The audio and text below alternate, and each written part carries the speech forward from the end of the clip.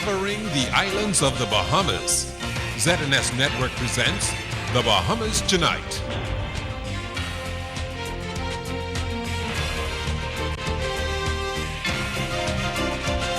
This portion of the news is brought to you by McDonald's. McDonald's, I'm loving it. In a matter of days, government's mortgage assistance plan begins. Good evening, I'm Opal Roach, and this is The Bahamas Tonight. Come Monday, homeowners facing foreclosure could begin the application process for government's mortgage assistance program. Today, officials of the Clearing Banks Association gave their stamp of approval, saying hundreds will benefit. In this report, Janae Noel Ferguson tells us more about the plan. Let's face the facts. The government's mortgage relief plan will not be able to help everyone.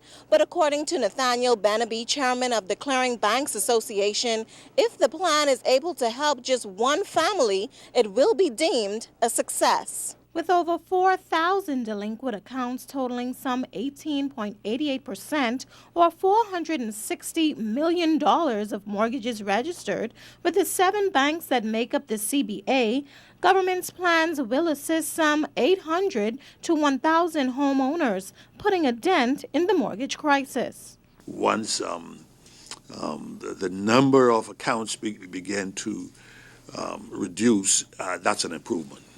Okay, I would like to term it as an improvement to the crisis. I think I should also add, the good news is, over the past several years, the numbers have stabilized. In other words, the percentage of increase in delinquent in non-accrual mortgages, non-accrual loans, are stabilizing. So that is also. So in other words, the 4,000 plus is not becoming 5,000 or 6,000. So there is some stability. Before the May 7th general elections, the Progressive Liberal Party presented a 10-point plan to address challenges in the housing sector. It included getting lenders to agree to a 120-day moratorium on foreclosures and writing off 100% of the unpaid interest and fees. Now, government received heavy criticism over this, and things have changed. But Benaby explained that it was not because the CBA did not agree to those terms. We were not engaged. We were not requested to produce a formal plan. The plan we are looking at is what we have been asked to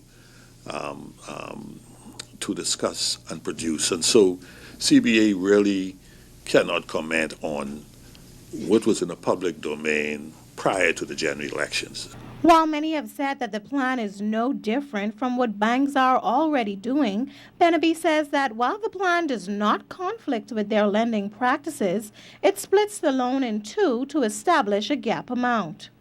A portion of that gap amount is what the bank will set aside, will defer payment on. It'll be interest-free for 3 years,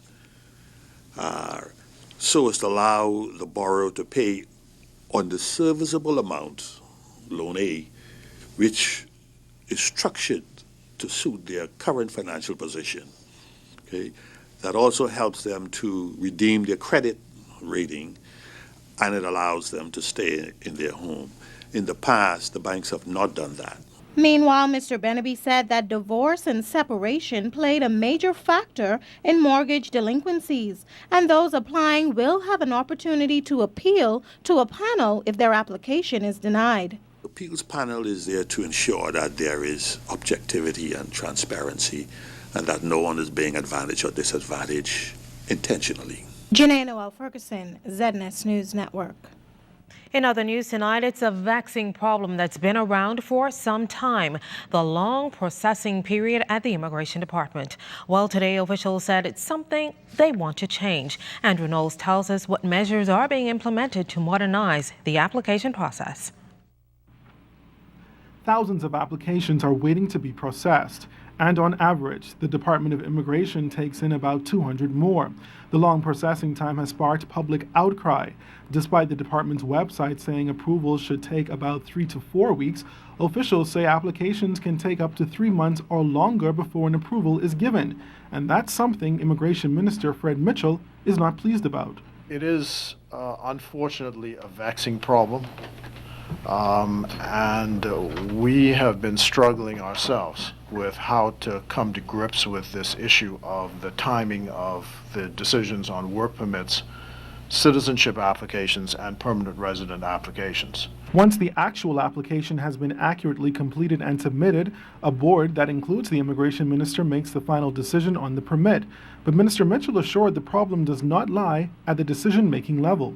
There appears to be a significant delay in the point after which someone comes in and pays and is actually enrolled, and the ability of the department to scan the entire file into its database. The servers are off-site, and there's a link between the department and the servers, and there is now a backlog of applications. The department's inefficiency is prompting the government to modernize the whole process.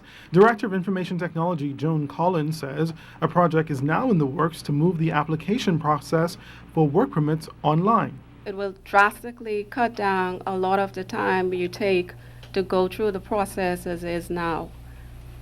The users will do a lot of the data entry because they will be requesting online. They would also be providing the scanned documents online.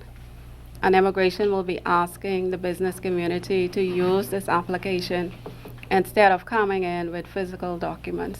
Ms. Collins says $250,000 has already been allocated for the project. She expects it will be between 6 to 8 months before completion. For ZNS News Network, I'm Andrew Knowles. Meantime, the immigration minister also quashing reports that government has stopped issuing work permits to foreign construction companies other than Jose Cartellone. On a case-by-case basis, and I think that out at the airport you'll still find that that is happening. And of course, you know, our project requires, under the terms of the agreements for the loan, requires foreign labor. So that's not true, no. Now, the Inter-American Development Bank has approved a $65 million loan to complete the roadworks. So far, it's 90% complete, and the additional funds are needed because of cost overruns. The new loan has a 25-year term. Since 2001, the IDB has provided $205 million for the program. The man who claims Nicole Oculus tried to kill him taking the stand today under cross-examination. Vern Carey tells us that he took issue with the line of questioning. Nicole Oculus tried to kill him back in 2007 by chopping him on the shoulder with a cutlass. Lubin also claims Oculus threatened to kill him during the incident. During cross-examination, defense attorney Ramona Farquharson-Seymour attacked Lubin's credibility. She asked him, among other things, if he had been shot in the shoulder 2 weeks prior to the alleged incident, an allegation he denies. When she showed him the transcript, which confirmed he had in fact said he'd been shot, an apparently annoyed Lubin refused to read it. He then took off his shirt and asked the defense if she saw a gunshot wound on his shoulder, prompting Justice Vera Watkins to ask him to put his shirt back on and to stay calm. As the cross-examination intensified, an angry Lubin accused Farquharson-Seymour of messing with his mind. He also told her line of questioning was nothing but lies. The court also heard from ASP Bernard Barnaby, who testified that he met with Lubin and Oculus at CDU. He said at that time, Lubin claimed Oculus chopped him with a cutlass, but Oculus said he didn't do it. The trial continues. Vern Carey, ZNS Network News. Well, landline, internet, and cell service in the Collins Avenue area interrupted today after a garbage truck crashed into a utility pole, damaging a fiber cable. The disruption also spread to the East Street and Paradise Island areas, causing a problem with the police emergency numbers and doctors' hospitals' phone system. Technicians worked throughout the day, and service was restored late this afternoon. Now, as we are in the peak of the hurricane season, the National Emergency Management Agency, teaming up with its Caribbean partner to map out a proper evacuation plan.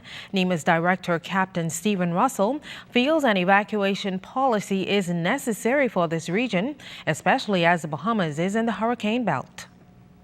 We know how to do some things, but we have never documented a national policy for evacuation.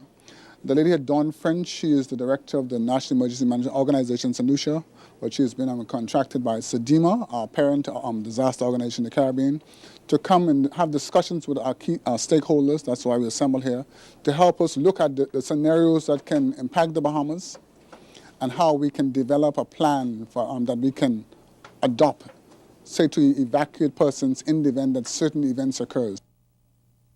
Well, Urban Renewal gets a gift. Coming up, we'll tell you all about it.